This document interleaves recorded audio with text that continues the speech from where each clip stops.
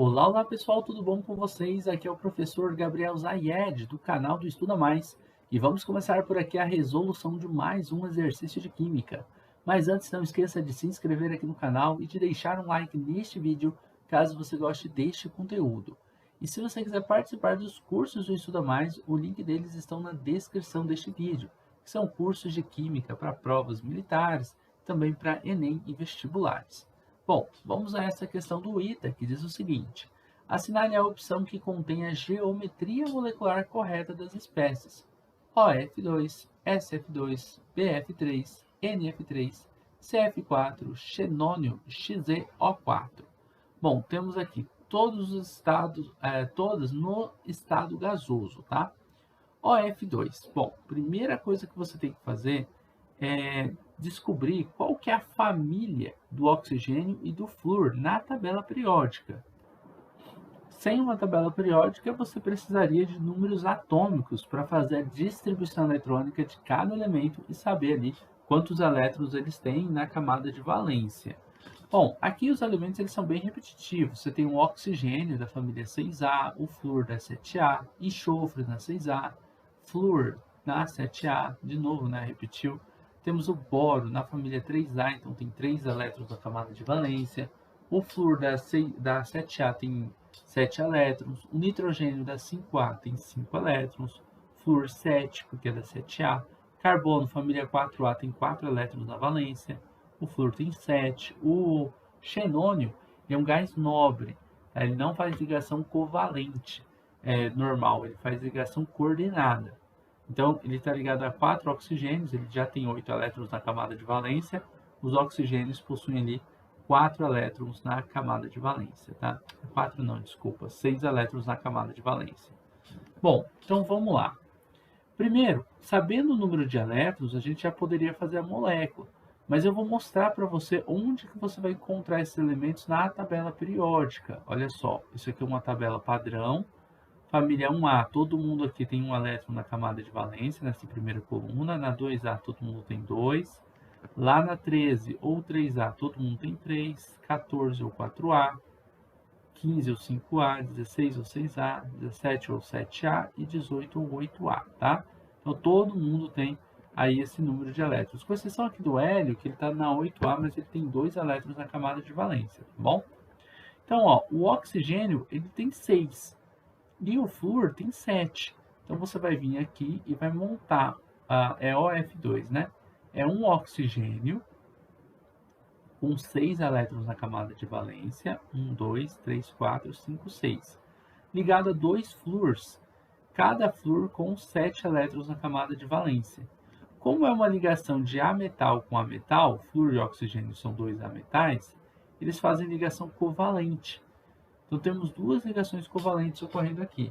Esses pares de elétrons livres aqui, ó, quando você tem 2 pares de elétrons livres, eles tendem a fazer a repulsão desses elétrons para ficar desses pares ligantes para ficar o mais longe possível dos pares livres. E aí acaba sendo formada essa geometria aqui, ó, um par de elétrons livres aqui, aí vem outro par de elétrons livres aqui e as 2 ligações. Os 2 ligantes aqui, F2. Essa geometria a gente chama de geometria angular. É igual à geometria da água, tá? Só que na água é um O ligado a 2 hidrogênios. Aí pronto, tá aqui a geometria angular. Vamos para a letra B não, para a segunda afirmação, ó, SF2. Depois eu analiso as alternativas. O enxofre ele vai estar na mesma família do que o oxigênio, então ele vai fazer o mesmo tipo de ligação com os flúors. Ó.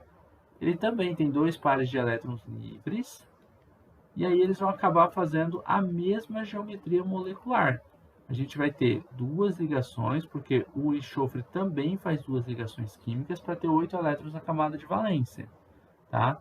Lembre que é só você contar o número de bolinhas, elétrons ao redor. Ó. Ele tinha 6, com mais os 2 desses 2 flúores, ele vai ter 8. Cada flúor tinha 7, com mais um do enxofre, ele tem 8. O outro flúor também tinha 7, com mais um aqui, fica com 8 elétrons. O octeto está completo. Quando você tem, e aí eu vou anotar isso daqui, ó, 2PL, que é PL, é par ligante, tá? E 2, PML, que é par não ligante, você tem a geometria angular, tá? Aqui vai ser a mesma coisa, você vai ter 2 pares não ligantes e 2 pares ligantes com flúor, tá? Só que aqui é um enxofre, é outro átomo, mas é da mesma família, então tem o mesmo comportamento que o oxigênio. 2 pares ligantes também, são essas duas ligações que estão aqui, e 2 pares não ligantes. Então a geometria também será angular. Pelas alternativas, você vai procurar lá alguma alternativa que começa com duas geometrias angulares, ó. Você tem angular e angular só na letra C, ó. Letra C, angular, angular. Aqui era angular e linear, tá errado. Linear e linear, tá errado. Linear, trigonal, plano. Então você já sabe que o gabarito é a letra C. Mas a gente vai montar todas as estruturas e ir conferindo aqui, tá bom? BF3. No caso do BF3, a gente vai ter o boro, que é da família 3A da tabela periódica. Você vai encontrar ele aqui, com 3 elétrons na camada de valência. Vai colocar os 3 elétrons dele. E ele está ligado a 3 átomos. Esqueci, é flúor também? É sempre com flúor, né? É só o último que é com oxigênio. Então é BF3. E depois tem o NF3. No BF3, ó, vão ser 3 flúores ligados aqui. Cada flúor tem 7 elétrons. Com mais essa ligação, ele fica com 8. A mesma coisa para o outro flúor, ó, tinha 7 elétrons. Mais essa ligação aqui, ele acabou ficando com 8. O outro flúor também com 7 elétrons. Fez essa ligação covalente aqui, ficou com 8. Só que o boro, ele está com 1, 2, 3, 4, 5, 6 elétrons. Ele não faz o octeto, tá? Ele não fica estável pelo octeto. Então, no caso dele, você vai ter aqui o BF3, é essa molécula, mas observe que o átomo central não completou o octeto. E isso é comum, tá? Agora, esse átomo central não tem pares de elétrons para repelirem essas ligações. O mais longe que esses ligantes podem ficar um do outro é um ângulo de 120 graus. Ó. 120 aqui, 120 aqui. Então, basicamente, a nossa geometria será chamada de trigonal plana. Geometria trigonal plana. Vamos para a próxima. A próxima era o NF3. Esse aqui eu até estou lembrando. O NF3, o N tem 5 elétrons na camada de valência. 1, 2, 3, 4, 5. O flúor tem 7. Cada flúor faz uma ligação. 1, 2, 3, 4, 5, 6, 7, 8. Outro flúor. 1, 2, 3, 4, 5, 6, 7 e 8. Aqui acabei colocando um N, né? Mas é um F aqui. E aqui outro flúor. Outra ligação covalente. 1, 2, 3, 4, 5, 6, 7, 8. Só que o nitrogênio tem um par livre aqui, e esse par livre vai causar repulsão. Era para ser trigonal plana também, mas com um par livre em cima, ele causa uma repulsão dessas ligações e faz com que elas fiquem mais longes, esses NFs aqui, do que seria esperado, aquele ângulo de 120 graus, por causa desse par de elétrons livres que ocupa um espaço aqui em cima. Então, essa geometria, ela será chamada como geometria piramidal. É a piramidal trigonal. É como se fosse feita uma pirâmide com esses 3 ligantes aqui de base, tá? Esse é o piramidal trigonal. Bom, então vamos só conferir esses outros dois. Trigonal plana, piramidal trigonal. Então temos aqui trigonal plana e piramidal. Depois temos o CF4, tá?